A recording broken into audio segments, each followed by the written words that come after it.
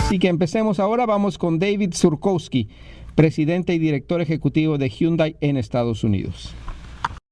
Well, Dave, the last time we talked, we were in Scotland, Arizona, at the launch of the Genesis, right. the new luxury car from Hyundai. And now we come to what can we call this, the home, the manufacturer home for Hyundai in the U.S.? Absolutely. Hyundai Motor Manufacturing, Alabama. It's a great plant for us. It builds our Elantra. About half of the Elantras we build and sell in the U.S. are built in Montgomery, and all of the Sonatas we sell in the U.S. are built here. So very important plant for us. Yeah. A very impressive place. I mean, we just did the tour, and I mean, you're working 3 shifts, like 24/7, pretty much. Yep, 5 days a week, 3 shifts, and every once in a while we'll throw in a Saturday. So the production capacity on the plant is about 300,000 units, and last year we built just a shade under 400,000 because we've got so much demand, and that's the only way we can get to it. The plant is one of the most efficient and one of the most productive plants in the United States. So we're very fortunate. The quality is outstanding.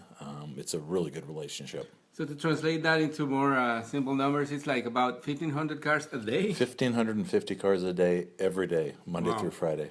And then that's a lot of cars, obviously, a lot of volume, a lot of people working, a lot of new good technology, but like your quality has always been with Hyundai in the past few years. It's like keep increasing. I mean, how do you guys do that? It's a lot of hard work. You saw the computerization of the plant. Yeah, the J.D. Powers just came out, and we were ranked in the initial quality study the #1 non-premium nameplate in the entire industry, and that's the third time in 10 years we've done that. We had 3 segment winners with Accent, Elantra, and Genesis. So our depth and breadth of our commitment to our quality is huge, and you can see it once you go to that plant. You see it's clean, you see it's quiet, you see happy workers that are smiling and waving at you, and it's just, and the technology is absolutely incredible with the use of computers and automation. It's just absolutely incredible.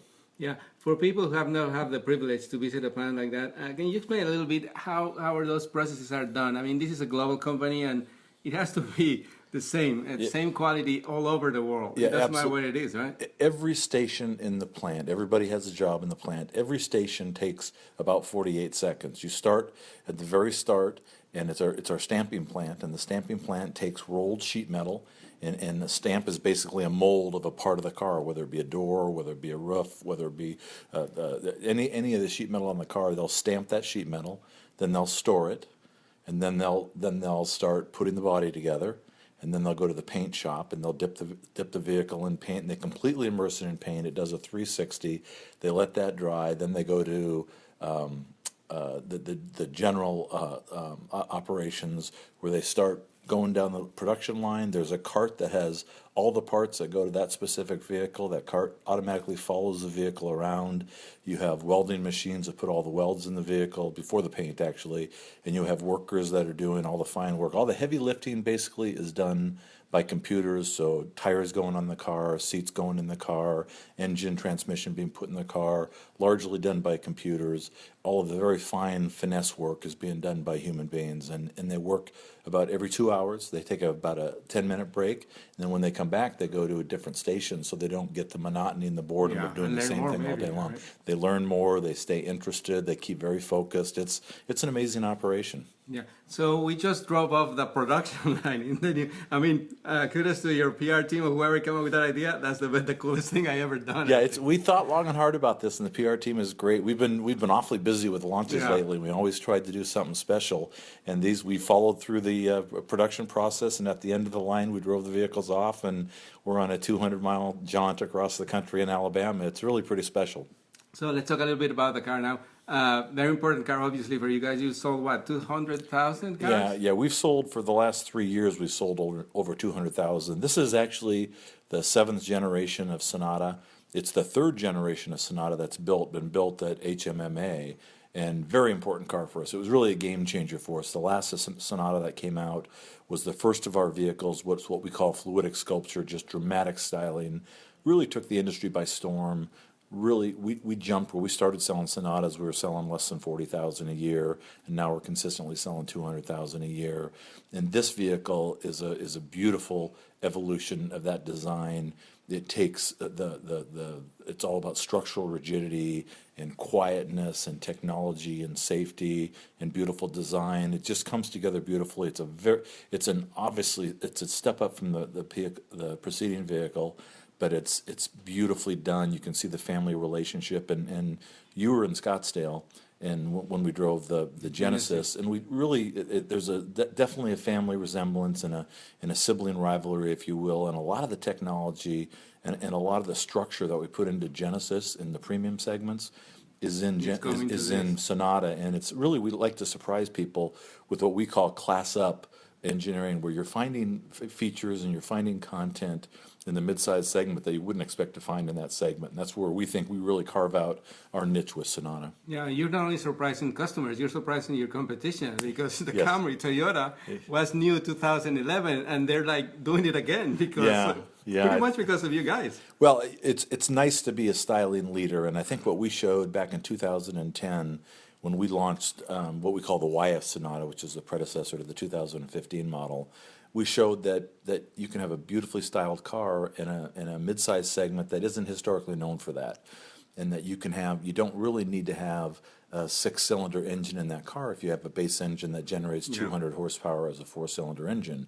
And what's really smart is, because let's say 15 to 20% of consumers will buy a V6 engine, because you have to package for that V6 engine, it makes the interior space on the vehicle quite a bit smaller. So for 80% of the people, they're getting a smaller cabin because you have to, for 20%, you have to package it. So we can move the firewall forward, and that creates interior space to the point where we have by far the largest interior space in the segment, and we're actually classified as a large vehicle instead of a mid-sized vehicle. So very spacious, very beautiful, very efficient, just a gorgeous car. It's got safety features and technologies that are found in premium vehicles. So it's a really nice combination of the best of all worlds. So more playroom for your designers too, to put more stuff in it. Exactly.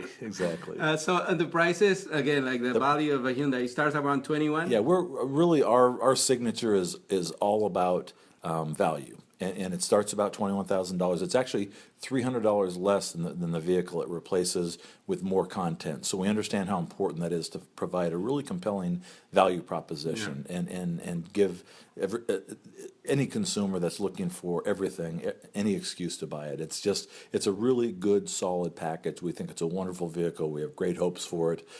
It's coming out. It's in dealerships right now. So the second half of this year, between launching the Genesis and launching the Sonata, we're really bullish on our prospects for the rest of the year. And 3 engines for this Three engines. It's got a 2.4-liter engine, which is in the base vehicle. It's got a 2-liter turbo, and it's got a 1.6-liter turbo, which is dualed with a dual clutch transmission, which is a more of an eco-friendly, economical, about 10% more fuel economy than the 2.4-liter, with really no degradation in performance. So it's a 3-engine strategy, which works really well for us. We just got out of the turbo, and it's fun to drive. It's really fun to drive. And what about the hybrid? Because in the previous generation there was a hybrid. We have a hybrid right now, which is the old body style. Within the year, we'll have this new body style, the LF Sonata, which we call, will be a hybrid version sometime next year. Before less than a year away, we'll have that. So right now there'll be a 2015 hybrid, which is the old Sonata body style, and a 2015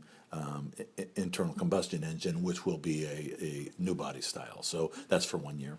Yeah, keep that plant busy, huh? That plant will be very, very busy. They are building everything they possibly can right now. Lots of demand. Okay, David, thank you very much for your time. We're going to end the day here to the second half of the drive. And congratulations, and thank you again for having us. Great. Thank you for being here. We appreciate it. Bueno, ahí está.